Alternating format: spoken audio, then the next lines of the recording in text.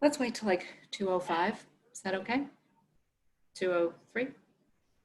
Sure.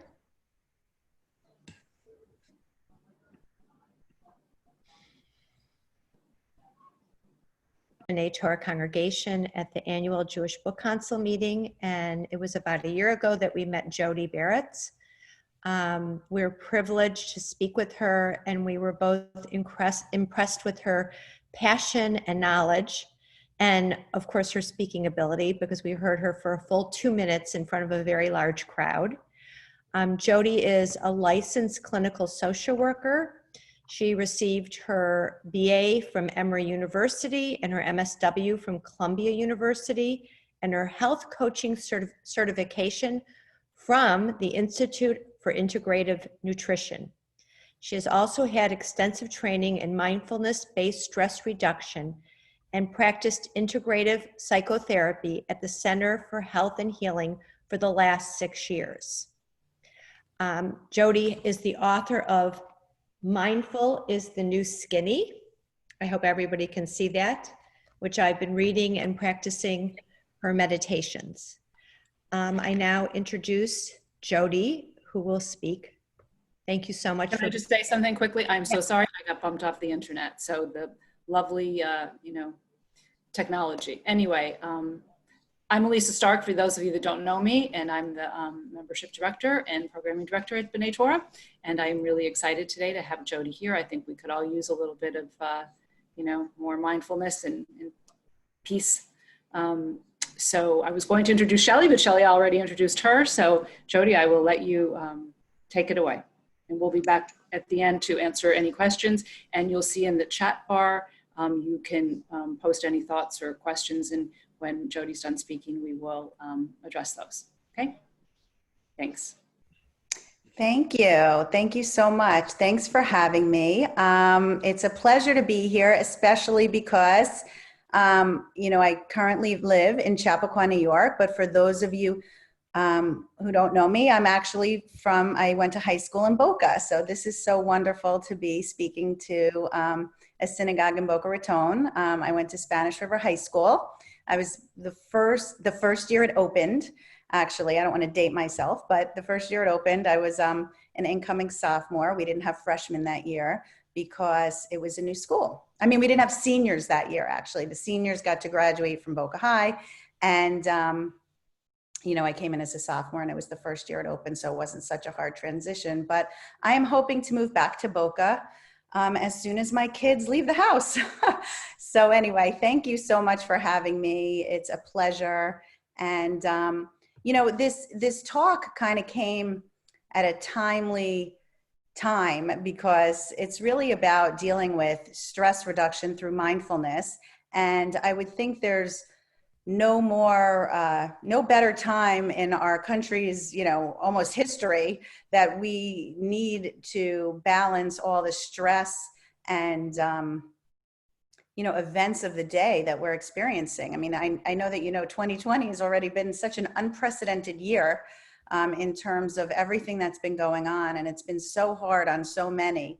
Not only is it difficult for us in our own homes and all the stuff that we're dealing with, as we were quarantined for the past couple of months, but now what's going on with the racism and the violence and the riots. And, my heart goes out to, the Black Lives Matter movement and everything that's going on in our country. So this is very timely. And I'm going to talk to you today, instead of just about my book, Mindful is the New Skinny, which a lot of the principles apply today. I wanted to really put it in the context of how to cope with 2020.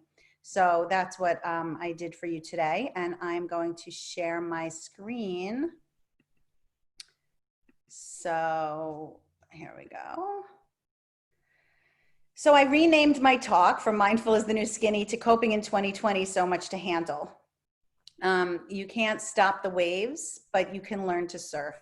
That is from Jon Kabat-Zinn, and I'm going to talk a little bit more about him, who's, the father of this mindfulness movement. So welcome to 2020, right? This was our plan. And actually, this is funny because this is the same slide that I used for my book talk. You know, my plan in writing the book was to get through it pretty quickly. I had the whole outline and the manuscript done in about 3 months, and I was just going to put it out there because it was really basically just my boot camp translated into a book. And 3 years later, I published a book. So, you know, sometimes our plans don't always turn out the way we want them to be. And I think this year is no better, you know, there's no better example than what we're going through this year. So if you look at the reality, it's a little more bumpy than what we really expect. I know that, you know, I have a senior in high school that was supposed to be graduating and will not be, well, he will be, but not in the way that we planned. And I'm sure many of you have had plans that have been derailed by what's going on in our country. So this is a good time to learn how to be resilient and how to deal with plans that are not the way we want them to, because not only is it a good skill for now, but it's also a good skill to have because life really rarely goes as planned. I talk about changing your life by changing your mind. We have a choice in how we think about things. We can't always choose what happens to us, right? But we can choose how we dance to it. We can choose how we respond to it. We're all sort of programmed to think in a certain way. And this was, you know, handed down to us by our parents and our parents' parents. And we're programmed to think in a certain way. And I'm challenging you to sort of question your beliefs and to question your thoughts and to ask that, you know, ask yourself, is this working for me? Is there another way that I can think about this? Is there another perspective that I can see? So we want to rewire our minds. Not that they're bad, but just so we can open up to new possibilities, so we can live with more joy, peace, and fulfillment in our lives. And today, I'm going to give you some tools and techniques and mindset shifts to help you cope with 2020 and other challenges in your life. So take a moment to see what you see in this picture. Take a moment to look at the picture. Many of you might have seen this before, but this really is all about perspective. So when I look at the picture, I see a young woman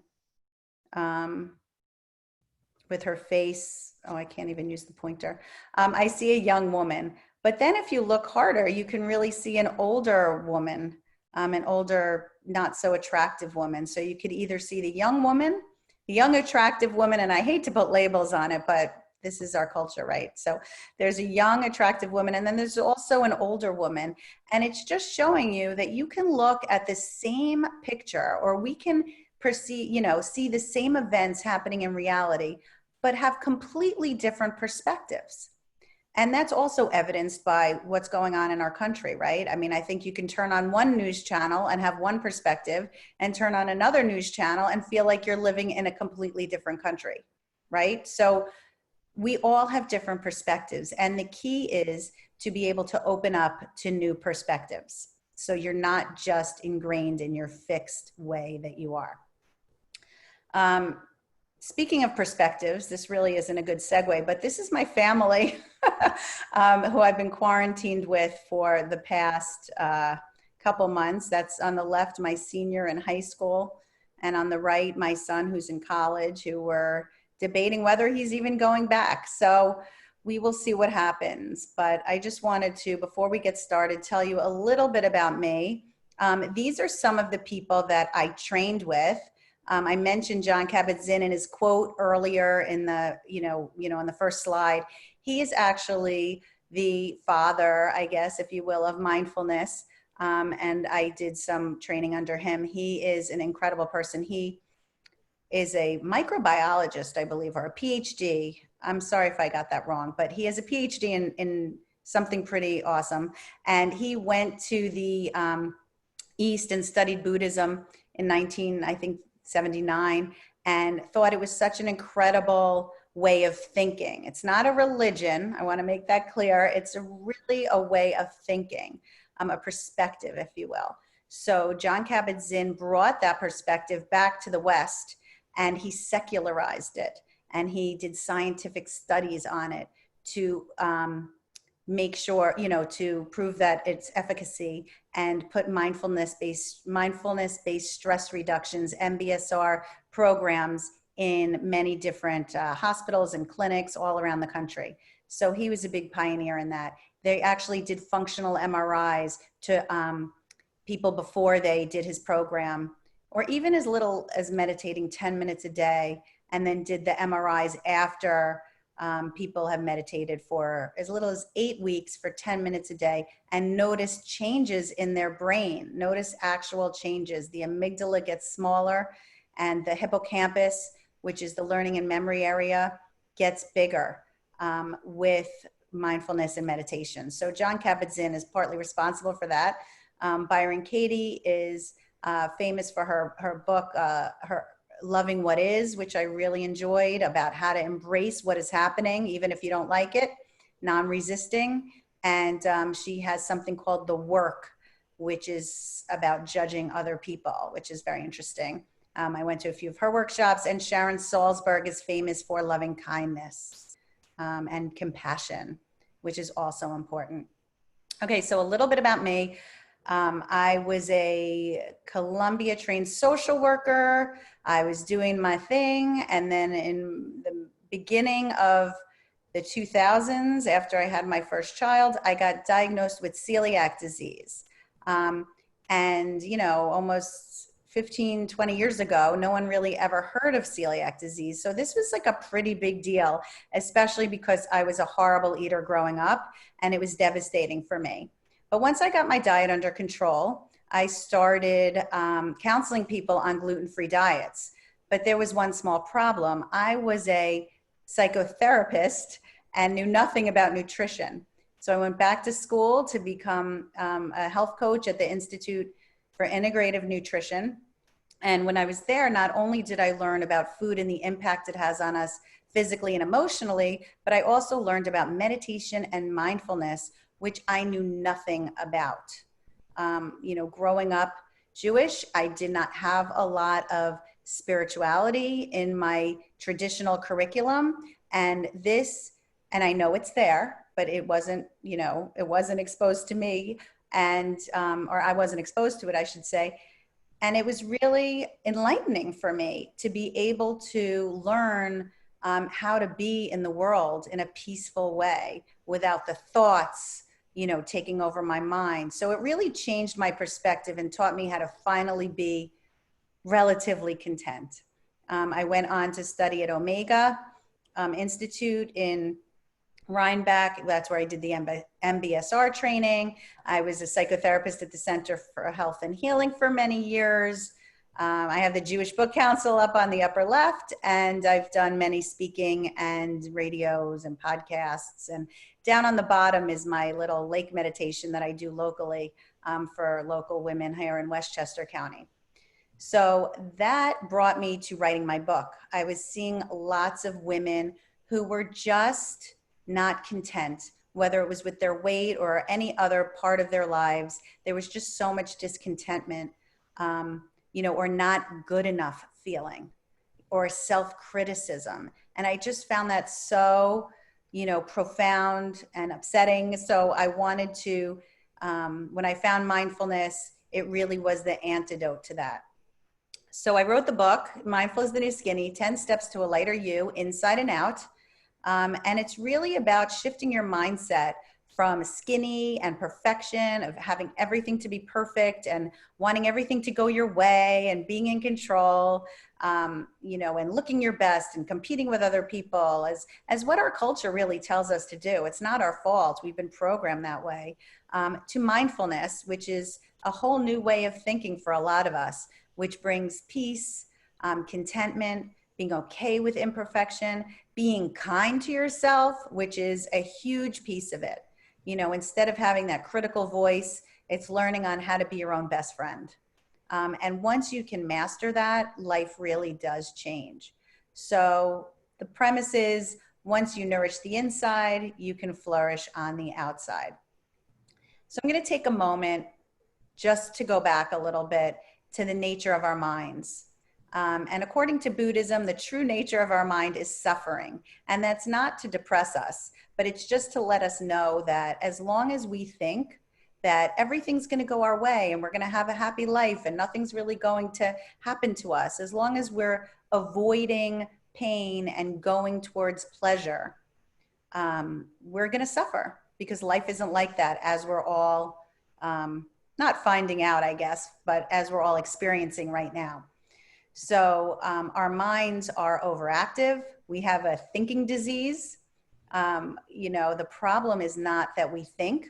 It's great that we have this capacity to think that differentiates us from the animals. But the problem is that we don't realize that we're thinking. We don't notice that we're thinking. We don't say to ourselves, wow, I'm really in this like spin cycle of thoughts, and I need to just take a step back and look at what I'm thinking. Is it even true? Do I even believe it? And that's where the questioning comes in a little bit of our thoughts. Because we do, from an evolutionary perspective, have a negativity bias. We're constantly looking for the problems, or our stress response is on high alert. And it's not your fault. We're programmed like that. Why? Because it's what protects us. It's our survival instinct. If, as humans, if we weren't on high alert, we could be eaten by an animal in the savannah, right? So the people with the stress response have the stronger survival instinct. So if you're a stressed, anxious, nervous person, that just means you would have survived in the wild much better than the calm people who would have probably been eaten by a lion. So you can feel good about that. However, in our current environment, maybe minus 2020, there's not, danger lurking around every corner. And we have to learn how to rewire that stress response to be calm. And I'm going to talk to you a little bit about how to calm that stress response down. Okay, we're not taught how to manage our minds, right? Nobody teaches us that in school. So that's why mindfulness is becoming so popular these days, because it is an antidote to all the stress we've been feeling. So this slide I made, last year or 2 years ago, about all the stresses in our lives, when I thought stress and anxiety was an all-time high, not considering what's been going on this year. So on top of all the regular demands that we have and life changes, we have, this added stress.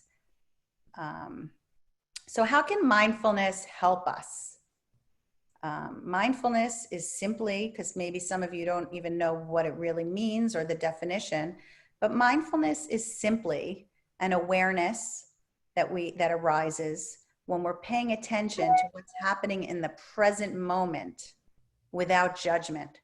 So we're simply just noticing, like, I'm pretty anxious today, or I'm really in this stress response today, or, I'm not feeling well today. But it's without judgment. It's without the layer of suffering that we add on to what's happening in the moment. It's not like, I'm sad. Oh, I shouldn't be sad. I wish I wasn't sad. It's just sort of accepting where you are in the moment and accepting the events that are happening in the moment with compassion and non-judgment. So we want to have compassion for ourselves, because what we're all living through is really hard. So being kind to yourself, as I mentioned before, is a big passion of mine, to really get people to just talk to themselves a little bit differently. To be compassionate for others, we're pretty good at being compassionate to other people. But in terms of self-compassion, recognizing that we are just human, and recognizing that everybody is human. And we're all pretty much, with the exception of some, doing the best we can. We are all doing the best we can, most of us. So just recognizing that people aren't setting out to hurt you or insult you or do bad by you, for the most part. I, speak with exception. So just know that they're doing what they're doing that they think is to protect themselves from pain or hurt. So, we get angry at other people. We take things very personally. It's really important to not personalize, because usually when somebody does something to you that's pretty unskillful in a way, or not so nice, we take it personally when it's really about them. And maybe you triggered something in them that made them act a certain way. So it's just a different way of thinking. And just recognizing that we're just all human trying to do the best we can. And then the third is really having compassion for your daily experiences. Like, life's been pretty hard, so let's be kind to ourselves about it, and not feel like we have to be super productive because we're spending all this time at home. Let's take care of ourselves and know that it's a hard time. So not be so hard on ourselves. We might not have been eating the way we want to be eating because we're using food as a comfort. And while I'm not advocating for that, you can understand why that could happen. So let's have some understanding so that we can change things instead of beating ourselves up. So why stay in the present moment? Why be present? Mindfulness brings us to the present moment. And if you're going to take away anything from today, pay attention to this slide. If you're depressed, your thoughts tend to be about what happened in the past. And if your thoughts are about what's happening in the future, you tend to like think about, oh no, there's so much uncertainty right now. What's going to happen? Are we going to survive this virus? Are we going to survive, the violence and all this stuff? What's going to happen? There's so much uncertainty right now. If your thoughts are there, you tend to get anxious. But if you're just in the present moment, you are more at peace. Even if the present isn't so peaceful, you're definitely more at peace than if you're constantly thinking about all these things that you don't even know are going to come true. So that's why we want to stay in the present moment, because we can handle today.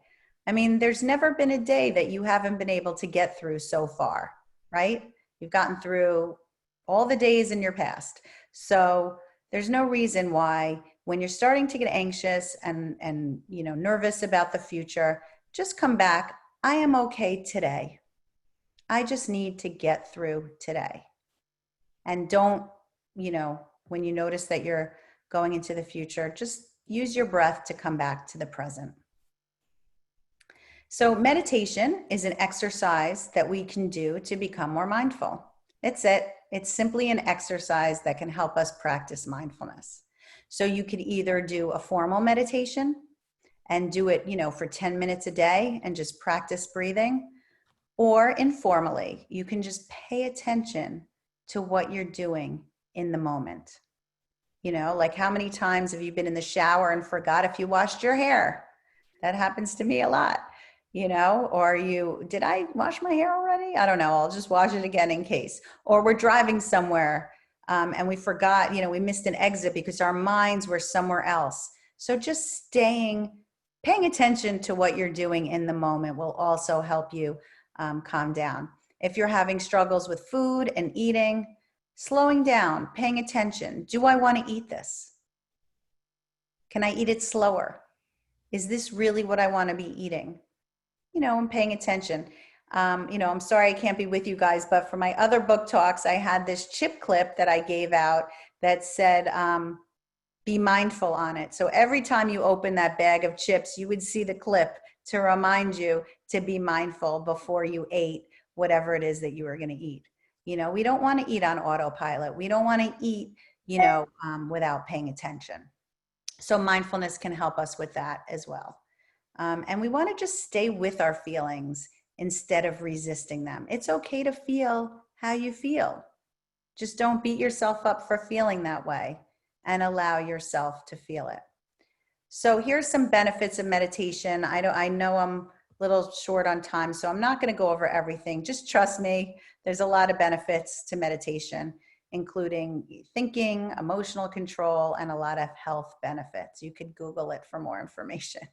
But in terms of our situation that we're in, I don't know how many of you have heard of beginner's mind, but I love this quote. In the beginner's mind, there are many possibilities. In the expert's mind, there are few. So you want to look at life not from the preconceived notions that you've had about things forever. We talked about changing perspective, and this is a really important way that we can change our perspectives by looking at things as if we haven't seen them before. And then really focusing, like, what silver linings are coming out of this situation that we're in. One thing that really helped me, I actually posted, I have a mindful, I'll use a little plug here. I have a Mindful Moms Facebook group that you guys are welcome to join. But I posted a video with, this is going to sound like a bad joke, but Katie Couric, Deepak Chopra, and Sheryl Crow were all in a video together. And Deepak was talking about how after every global crisis, we have had something really good come out of it. So he was saying that World War I, we had the radio. World War II, we got the television. He didn't really mention what's happening now, but I'm guessing we got Zoom out of this, that we're going to be able to be more connected in a different way. But hopefully there'll be more silver linings than that. But hopefully the whole way our healthcare system works can change. Hopefully the way, Black people are treated will change. Hopefully, all of this stuff. Look what happened with the Me Too movement. It's unfortunate that so many people had to suffer, but it's raised an awareness. And I think these things raise awareness and then hopefully can change going forward. So questioning, what you're thinking, what you're believing, because we don't always know. What will I do differently going forward? We've had so much time to think and to really get in touch with ourselves. I thought I was an extrovert before this all started. And now I realize I'm an introvert. I don't really need much, interaction. I've been fine, being home. So granted I have Zoom, but still. So it's like, we're really taking this time to learn about ourselves. And I think Florida is a little more open than New York is. So we're still kind of quarantined up here, but it's going to be a slow process. So what can I learn from this? And I love this slide. I just wanted to show it to you. Focus on what you can control, not what you can't control, right? So these are some of the things, if you can read the slide, what you can control. This was more about the pandemic, but letting go of what you can't control is huge. So I'm going to read you this little parable to end because I think it's so fitting to what's going on. And it's called We'll See. I'm gonna have to move some of these controls out of the way if I can. I don't know if I can. Okay, so once upon a time, there was an old farmer who worked his crops for many years. One day his horse ran away. Upon hearing the news, his neighbors came to visit. I can't read what it says on the side because, anyway, such bad luck, they said sympathetically. You must be so sad. We'll see, the farmer replied. The next morning, the horse returned, bringing it with 2 other wild horses. How wonderful, the neighbors explained. Not only did your horse return, but you have 2 more. What great fortune you have. We'll see, said the farmer. The following day, his son tried to ride one of those untamed horses and was thrown and broke his leg. And the neighbors again came to offer their sympathy on his misfortune. Now your son cannot help you with your farming, they said. What terrible luck you have. We'll see, said the farmer. The following week, military officials came to the village to conscript young men into the army. Seeing that the son's leg was broken, they passed him by. The neighbors congratulated the farmer on how well things had turned out. Such great news, you must be so happy. And the man smiled to himself and said once again, we'll see. So some of the things that we think are blessings may turn out not to be, and vice versa. So we don't really know what the future holds. We're just going to have to see. So here is my book, Mindful is the New Skinny. You can order it. I think Shelley or Lisa posted a link. But today I'm offering you a free gift. If you go to my website, jodibaretz.com, you'll receive 8 simple ways to find mindfulness into your life. And these are just, I know we don't, typically have a lot of time. So these are very simple ways that you can add mindfulness to your life. And if you do get the book, The book has meditations that, the book's a little interactive, so you can actually download different types of meditations, like the I'm beating myself up meditation, or the I prefer retail therapy meditation, all different kind of fun meditations that you can listen to, when you purchase the book. So, and I'm also happy if you want to contact me, Jodi@jodibaretz.com. I'm happy to, hear any feedback, or, if you have any questions, I'm happy to answer it. I do have a lot of, groups and classes, and see people individually to help teach them how to live more mindfully in this crazy world. So thank you so much. I think I'm going to stop sharing. And You. did I do it? Yeah. Yeah, you did. Okay. So And does anybody have any questions, either in the chat or Q&A? You can post something. Here's Jodi's info. I have some info from B'nai Torah if you need. Robin said the mountain of information surrounding us is discussed in a book by journalist Bob Schieffer, Overload. Have you heard of that, Jodi?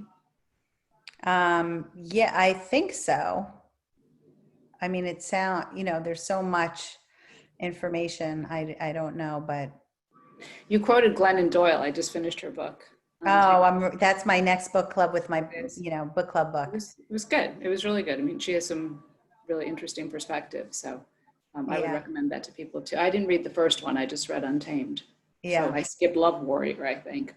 Yeah, she's incredible. She's and I listen to her podcast sometimes too.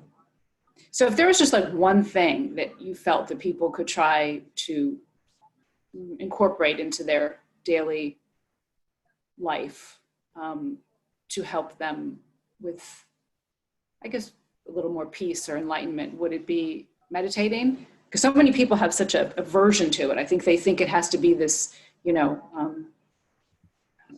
Yeah, no, absolutely. I didn't really talk about, I got a question here. Do you teach people how to meditate in your book? Yes, I do. Meditation can be very simple. It can be as simple as being present with whatever it is that you're doing in the moment, or just taking 2 minutes to breathe. And if we have a few minutes, I'm happy to take you guys through a short meditation and show you how simple that is.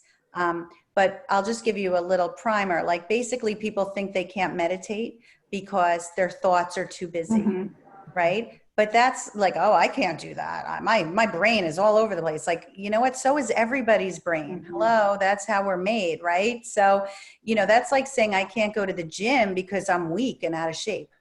That's exactly what you're saying, right? Your mind has not been tamed. You haven't tried. So, when you start meditation, it's not easy. It's supposed to be difficult. I've been doing this for a while. I woke up at 5 a.m. My head was kind of spinning around. I tried to do yoga this morning. My head was still spinning because, we have good days, bad days. But every time my mind started wandering, I would wake up to the fact that I was thinking and bring myself back to the breath. And then 2 seconds later, my mind would wander again, and I would bring myself back to the breath. Maybe it took a little longer to notice, but that's okay. So basically, building the muscle of mindfulness is your mind wanders and you bring it back, and it wanders again and you bring it back. And those are the reps, like going to the gym, that build the muscle. So if you keep doing that over and over, what's going to happen? You're going to get used to it. But the first time, not easy. Sure, the first several times. Michelle said you teach people how to meditate in your book? Yes, I do teach. I teach the basic principles of meditation, and then I offer you 13 10-minute meditations that go with the book. So if you get the book, you'll be able to download the meditations. There's a whole meditation and resource library with recipes and meditations and all other, things, guided meditations. So I would start with guided, and then you'll be able to meditate on your own. There's a lot of apps too, if people need apps, right? Like, Yes, but now more and more you have to pay for the apps. They used to all be free, but now, they're paid. So you can start with mine. You can start with Calm, Insight Timer. Those are good ones. Judy's asking, Do you have online therapy groups? Yes, I do. If anybody is interested in learning this or continuing, I offer so many different things. I have a 3-week mini class that just started. I have, an online kind of support therapy groups that I run. I also do individual. So if you're interested in any of my programs, definitely sign up, on my email list and get that free gift, jodibaretz.com, or shoot me an email and I'm happy to give you like a free consult to talk to you about, what would be right for you. Cause I have so many different levels that I work with people at. Thank you. Beth Herman, Sorry. Beth Herman would like to know what your next concept, project, or possible book would be. Huh. I just finished this one, so I'm really kind of trying to take a break from that. I don't know. We're going to see what kind of new world we're living in, and I'm going to kind of adjust to that. So right now, it's funny because right before the pandemic started, I've been for the past 7 years at a center in Mount Kisco, New York, and as a therapist. And I decided since my kids were going to be empty nester, I was going to be an empty nester, I wanted to move on to Zoom. So I moved my whole practice onto Zoom right before this happened. It was like an unbelievable timing. So when the pandemic happened, I was already out of my office and all set up on Zoom. So I'm working on, my project, I guess, is working on online groups, doing online workshops, so we'll see where that goes. I don't have a book, but I'm sort of doing this 4Bs meditation that I'm working on, that I'm going to be offering people, that incorporates a lot of different aspects of mindfulness. I'm going to be on a mindfulness summit, next week. So I have a lot going on, to be honest, but I don't know what exactly is going to be the next project. So thanks for asking. Somebody would like to know if you would be willing to do a short meditation now. Absolutely. I am definitely willing to do that. And you're going to see how powerful a 2 or 3 minute meditation is. So why don't we take a moment to just close your eyes and just be in a comfortable position. And what I want you to do is to just start following your breath with your attention. And just check in with yourself and notice how you're feeling in this moment. Maybe you're feeling some agitation or excitement or fear or relaxation. Just check in with yourself in this moment. Without judging it, whatever you're feeling is okay. We don't want to push away painful feelings. We want to allow ourselves to experience them so that we can release them. So now that you've checked in with yourself, I want you to refocus on the feeling of yourself breathing. Just watching yourself breathe in and out. One way that you can relax immediately is by putting your hands on your belly and just watching the air blow up your belly, not watching with your eyes, but just paying attention to your belly blowing up with air on the inhale and deflating on the exhale.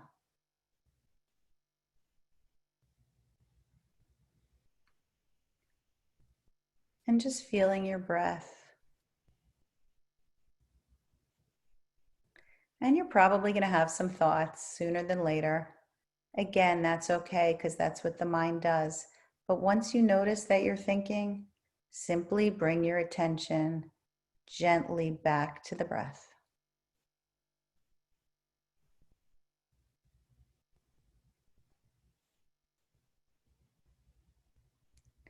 And just mindfully relax your body, relaxing your face. We sometimes hold so much tension in our face without even realizing it. Relax the face, maybe part the jaw slightly.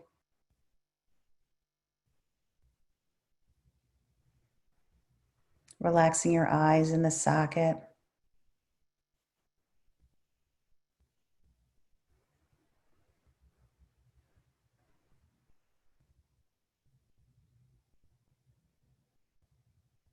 Relaxing your shoulders.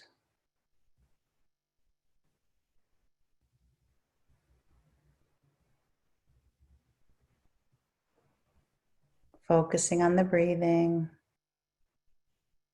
And if you're sitting in a chair, just feeling your sits bones connecting to the chair, grounding you in this moment.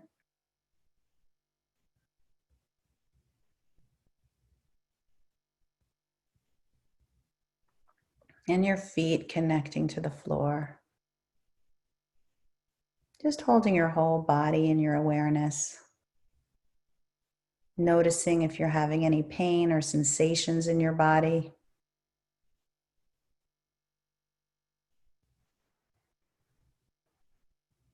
And then just visualizing sending breath to those areas of pain or tension. Giving the pain room to relax and expand instead of contract and tighten. Meditation can help us with physical pain as well.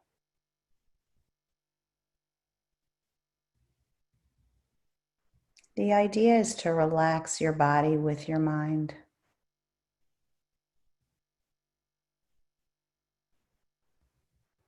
You can do this before you fall asleep.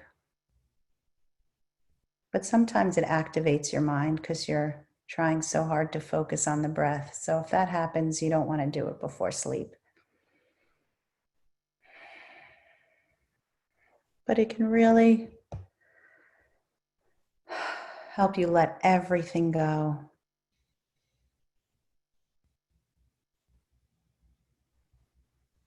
And when you hear the sound of the bell, you can open your eyes.